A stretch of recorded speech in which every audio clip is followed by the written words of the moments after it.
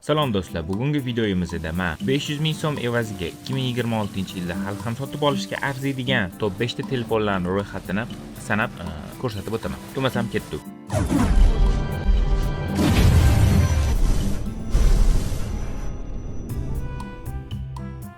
Hop, birinchi modelimiz iPhone 6s. Bu iPhonedan boshqa telefonlarni yaxshi tushunmayman, boshqa telefonlarni ishlata olmayman, Android bo'lmaydi, faqat iPhone tuta olaman deydigan akalarimiz uchun yaxshi variant hisoblayman.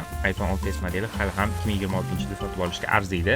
Bitta farqini bilinglar, agar sizda 500 ming bo'ladigan bo'lsa, shu budjet evaziga iPhone 6 larni qaratgan bo'lsangiz, 6 ni o'zini sotib olmang, faqat 6s o'zigina sizga tavsiya bo'la oladi. Hop, uni xarakteristikasiga keladigan bo'lsak, 2015-yilda chiqqan telefon, chiqqaniga mana 9 yil bo'ldi. Haligacha ishlab beradi. Misol uchun Telegram, Instagram yoki boshqa ijtimoiy tarmoqlarni qo'llab-quvvatlashga yetadi.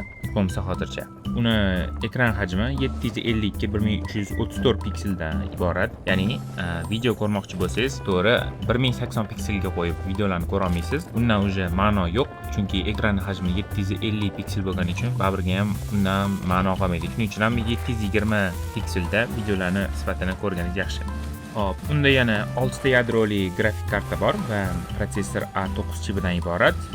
1715 mAh batareya iloji boricha 70 dan balandroq YMXni qarashga harakat qiling. Endi bilaman, topish qiyin, 9 yillik telefonlarda 70 dan past bo'ladi. 65 dan pastini ham olishni maslahat bermagan bo'lardim. Uzog'i bilan mana shu 65 dan pastini olmasangiz, undan baland bo'ladigan bo'lsa, yana bir 5-6 oy keyinchalik pul to'plab boshqa telefonlar kuningizgacha chidab berishi mumkin bu telefon. Hop, kamerasiga keladigan bo'lsak, juda ham haligacha tepa o'rnida turadi 6s telefoni. 12 megapiksel 4K videoga tushira oladi desam, ishonmasangiz kerak. Lekin bu haqiqat. To'g'ri 60 fps emas, 30 ta kadr sekundiga video ola oladi 4K da va 2K, ya'ni 1080 pikselda 60 fps da videoga tushira oladi. Endi boyagi gapimga keladigan bo'lsak, nima uchun 6 dan ko'ra 6s sotib olish kerak? Nimaga 6 ni sotib olmayman deyapman? Chunki iPhone 6 ni maksimalni ko'tarsa bo'ladigan versiyasi 12 da qolib ketgan. Ya'ni maksimalni 12,5 versiyagacha ko'tarishingiz mumkin bo'ladi. Lekin iPhone 6s undan sal kuchliroq chiqqani uchun kattaroq versiyalarni ko'tara oladi va unga maksimalni iOS 15 ni o'rnatsangiz bo'ladi. Farqi nimada so'ragan bo'lsangiz, misol uchun men eski versiyani ham ishlatib turaman vaqtincha deydigan bo'lsangiz, yo'q. Siz bir narsaga kelganda hafsalangiz pir bo'lishi aniq, chunki siz o'zingiz Apple ID'larni kiritib App Store'ga kirib birinchi marta Instagram yoki YouTube skajat qilib olganingizda sizdan programmalar bu versiyani qo'llab-quvvatlamaydi deb aytadi. Ya'ni hozirgi yangi обновление bo'lgan programmalar Instagram yoki YouTube yoki boshqa ijtimoiy tarmoqlar minimalni iOS 14 va iOS 13 so'rayapti. Ko'p programmalar ishlamay qolishi mumkin.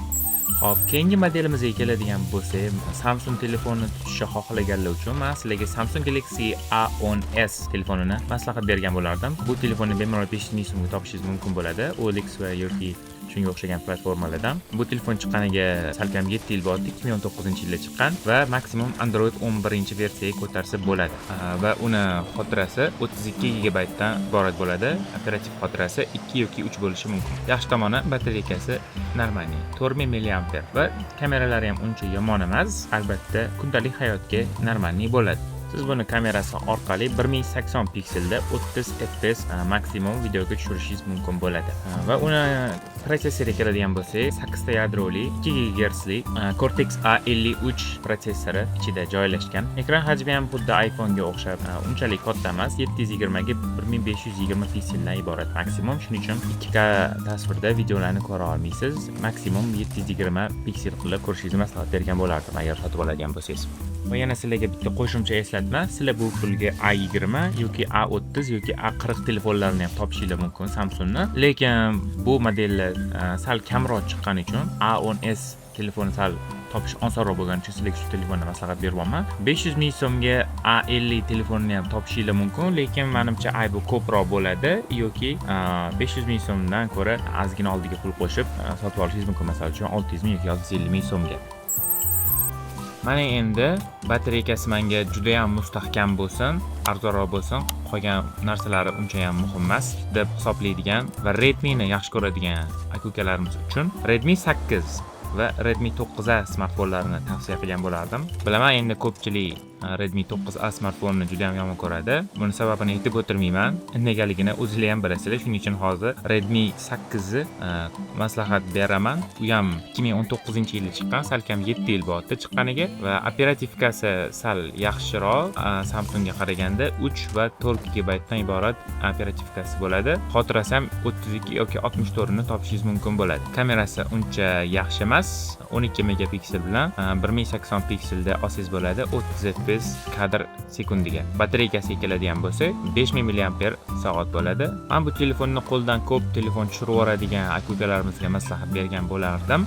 Chunki bunda mustahkamligi juda ham yaxshi chiqqan va bunda suv o'tkazmaydigan qoplamasi bor. Ya'ni suvga tushib ketsa ishlaydi demayman. Suv o'tkazmaydigan qoplama deganda shunchaki qo'lingiz ho'l bo'lib turib ushlaganingizda uni ichiga osonlikcha suv kirib ketmaydi va suv kirib ketganda ham chiqarib olganingizda muammo bo'lmaydi, telefoningizda bemalol ishlayveradi qayta. Mana endi Redmi 9A ga keladigan bo'lsak, uni ham batareykasi bir xil 5000 mAh, lekin undan ko'ra baribir Redmi 8 sizga ma'qulroq keladi deb o'ylayman. Uni chiqqan yili 2020-yil, chiqqaniga 6 yil bo'layotgan bo'lsa-da, lekin juda ham ko'p insonlar bu telefondan norozi bo'lishgan.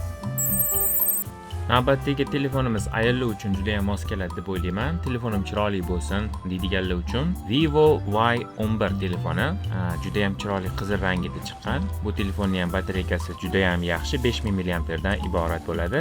Chiqqan yili bu ham 2019-yil, salkam 7 yil bo'ldi. Kamerasi ham uncha yomon emas, 13 megapiksel bilan jihozlangan.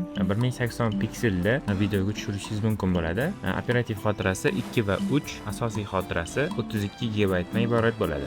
Android 9 dan tepaga ko'tarsa bo'lmaydi. Kamchiligi mana shunda va unchalik mustahkam telefon emas. Agar bu telefonni qo'lingizdan tushira olmasdan ayab ishlatsangiz, yana 1-1,5 yil bemalol ishlab berishi mumkin deb o'ylayman. Yana bir muhim jihatiga e'tibor bering. Bu telefon 2019-yilda chiqqanini 500 ming so'mga topsangiz bo'ladi. Hozirgi 2026-yilda aynan shu telefon modeli qayta remaster qilinib, boshqatdan yana chiroyli dizaynda ishlab chiqarildi va uni 500 ming so'mga topa olmasligingiz mumkin. Albatta 2019-yilgi versiyasini OLX yoki Viber yoki shunga o'xshagan tarmoqlardan topishingiz mumkin bo'ladi.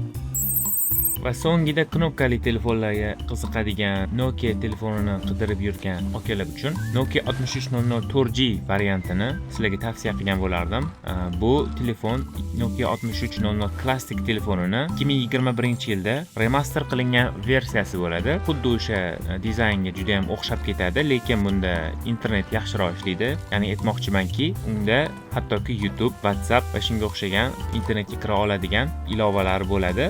Afzallik jihatlari juda ham yengil va juda ham ixcham. Va yana bitta muhim tomoni, juda ham yomon joylarda, chekka joylarda antenna yaxshi ushlab beradi deb aytishadi odamlar.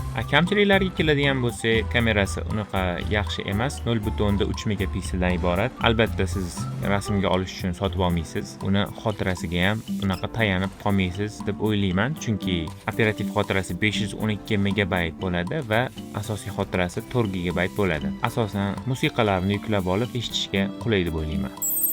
Va albatta siz mana shu videoni foydali deb hisoblagan bo'lsangiz va sizga aynan qaysidir tavsiya qilgan modelim foyda bergan bo'lsa, shu videoga like bosib qo'yishni esingizdan chiqarmang va men buni ikkinchi qismini ham chiqarishim mumkin. Yanada arzonroq yoki sal qimmatroq modellar uchun. Va siz yana nima deb o'ylaysiz? Qaysi modellarni yana 500 ming so'mga sotib olish mumkin? Kommentariyada o'z fikrlaringizni yozib qoldiring. Men bilan o'qib chiqib, boshqa qismlarda chiqarishga harakat qilaman. Men bu masala bilan keyingi videoda ko'rishguncha xayr tilaman.